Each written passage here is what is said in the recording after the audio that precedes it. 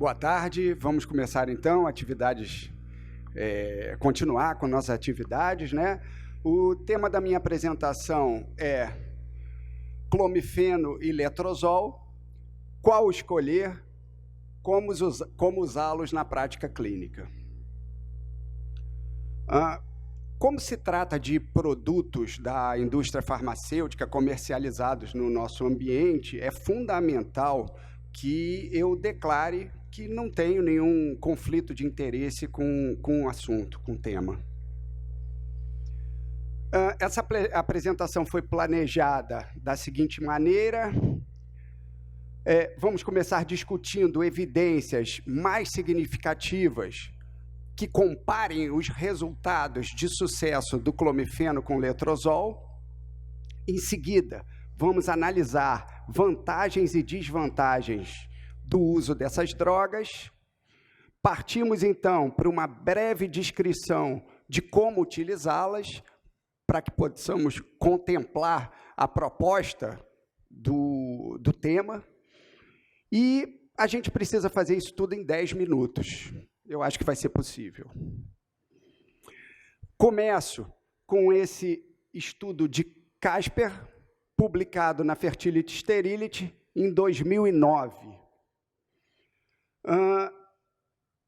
Nessa época, as discussões em torno do assunto estavam apenas começando. Essa foi a primeira meta-análise comparando resultados do letrozol com o clomifeno. As evidências ainda eram muito prematuras, muito frágeis. O Casper analisou 4 ensaios clínicos que tinham sido publicados até aquele momento, com um N de apenas 662 pacientes com SOP que tinham sido submetidas à indução da ovulação. Aqui nesse estudo, não se encontrou diferenças significativas sob o ponto de vista estatístico em taxas de gravidez. A proporção de chances da comparação entre letrozol e clomifeno foi de 1,02. Ou seja, aqui nesse estudo o resultado foi semelhante. Não houve uma conclusão definitiva. Não havia nenhuma diferença no resultado. Não foi possível, por esse estudo, dizer qual era melhor na indução da ovulação. O tempo passou, novos estudos surgiram. Em 2014, a Cochrane lançou a sua primeira meta-análise sobre o tema. Aqui, a gente já tinha 26 ensaios clínicos. O N já era de 5.500 pacientes. A conclusão desse estudo foi que o letrozol apresentava melhores taxas de gravidez e melhores taxas de nascidos vivos do que o clomifeno. Entretanto, os autores chamaram a atenção para a baixa qualidade das evidências. Os resultados, segundo eles postularam na conclusão do estudo, eles deveriam ser interpretados com bastante cautela. Apesar da gente já ter um número maior de estudos, eles ainda eram muito fracos sob o ponto de vista epidemiológico, para se tomar uma decisão, para fundamentar a decisão clínica da comunidade especializada. Achei por bem trazer também o estudo de Legro, que sem dúvida, um dos maiores pensadores no mundo sobre a síndrome dos ovários policísticos e como resolver os problemas relacionados a ela. Ele conduziu, em 2014, um RCT que foi muito bem considerado na comunidade médica mundial. Era um estudo com 750 pacientes, muito bem conduzido, irrepreensível sob o ponto de vista metodológico e, consequentemente, com um nível de evidência forte, uma capacidade de gerar uma verdade científica forte. Legro mostrou que o letrozol apresentava melhores taxas de sucesso do que o clomifeno. As variáveis que ele estudou foram taxa de ovulação, taxa de gravidez, taxa de nascidos vivos. Em todas essas variáveis, o letrozol foi superior ao clomifeno, sob o ponto de vista e com resultados significativos sob o ponto de vista estatístico. Mais um estudo que eu trouxe, o último, por causa do nosso tempo, eu tive que escolher os melhores, os mais contundentes. É uma meta-análise bem recente, do ano passado, publicada no British Medical Journal, já com 57 RCTs, um N de 8.000 pacientes. Nessa meta-análise, o seu principal autor, Wang, confirmou a superioridade do letrozol, que já havia sido proposta nos outros estudos mais antigos, em relação ao clomifeno. As variáveis aqui foram taxa de gravidez, com proporção de chances de 1,32 a favor do letrozol, e taxas de nascidos vivos, proporção de chances de 1,55 em relação do letrozol, em vantagem em relação ao clomifeno. Então, diante disso que eu estou expondo, não há dúvidas de que o letrozol parece ser superior ao clomifeno. Só que a prática clínica não é uma maravilha. É difícil praticar medicina. São muitas variáveis na hora da gente prescrever. Então, problema. Tanto o clomifeno quanto o letrozol são considerados categoria X pelo FDA, para uso durante a gravidez. Ambos são considerados teratogênicos, se usados na gravidez.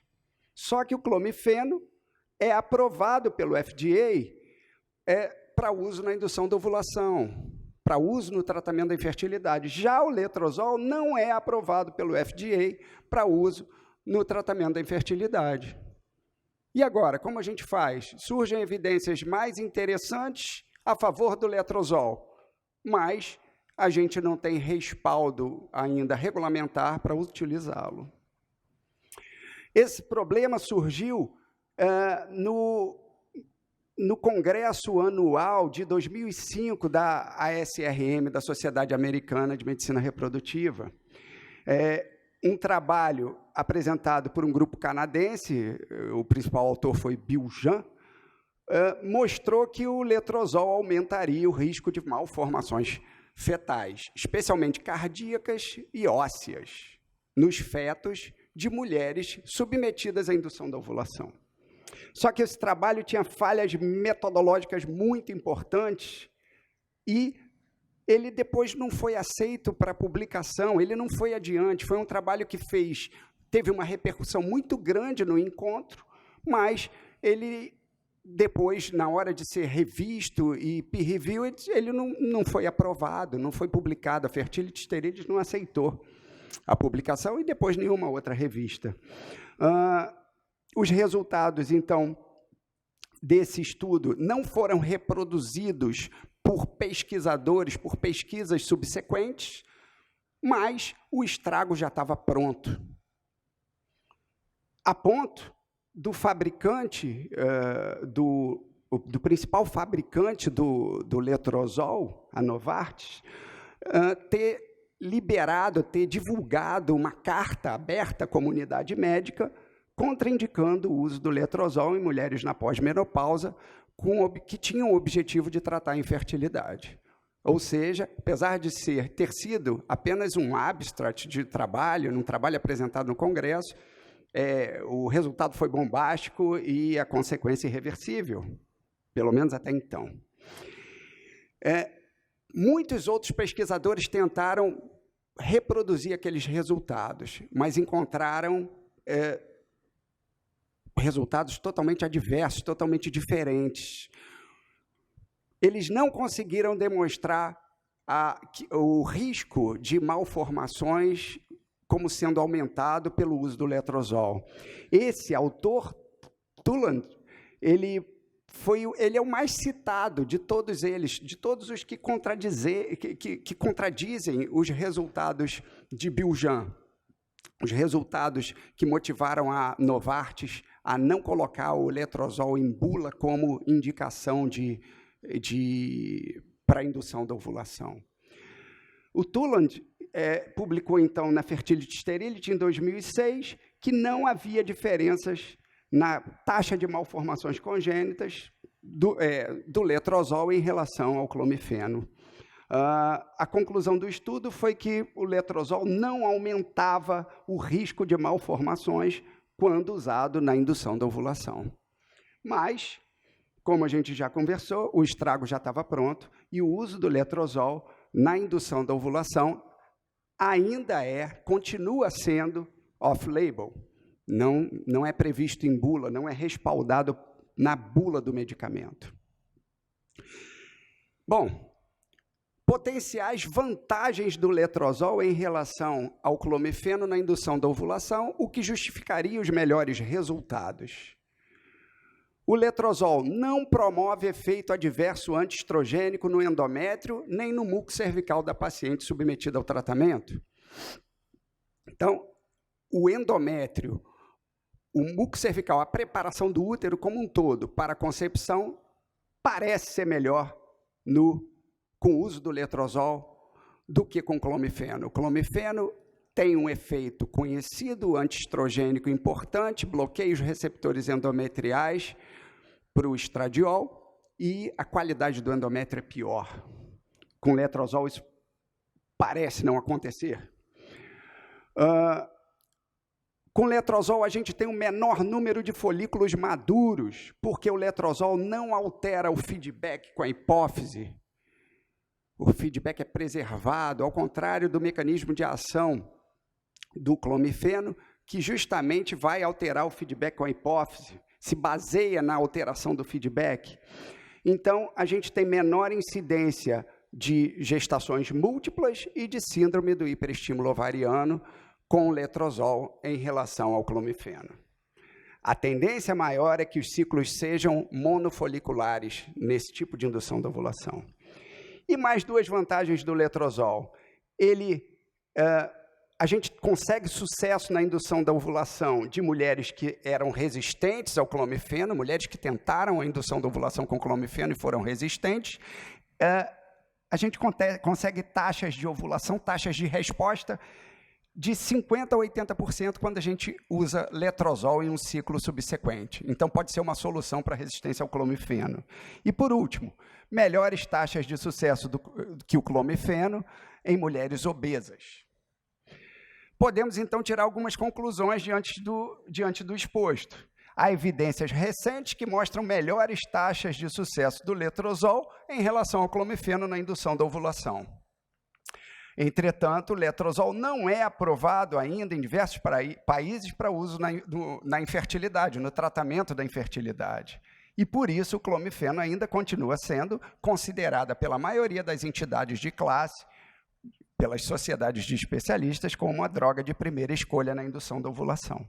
Apesar do letrozol ter melhores resultados, já demonstrada em evidências. Mais algumas conclusões: o letrozol é a droga de primeira escolha, deve ser considerada a droga de primeira escolha em obesas, que têm o IMC acima de 30. Isso a gente já consegue respaldo, por exemplo, pelo American College de Ginecologia e Obstetrícia, em uma das suas normativas periódicas sobre o uso de inibidores da aromatase em ginecologia. E uma outra conclusão interessante para a prática clínica é que o letrozol é uma alternativa adequada em pacientes que têm resistência ao clomifeno. E como utilizar essas drogas na prática clínica? Seria uma segunda questão desse tema. As doses de clomifeno recomendadas seriam de 50 a 150 miligramas por dia durante 5 dias, se iniciando na fase folicular inicial, do 2º ao 5º dia do ciclo. O aumento da droga pode ser progressivo. Eu posso começar a droga tanto em mulheres que sangram espontaneamente, ou, no caso das anovuladoras, oligoamenorreicas, com sangramento induzido. Duração do tratamento deve ser de até 6 ciclos, mais do que isso, não há evidências de que a gente aumente a chance de sucesso, a chance de gravidez.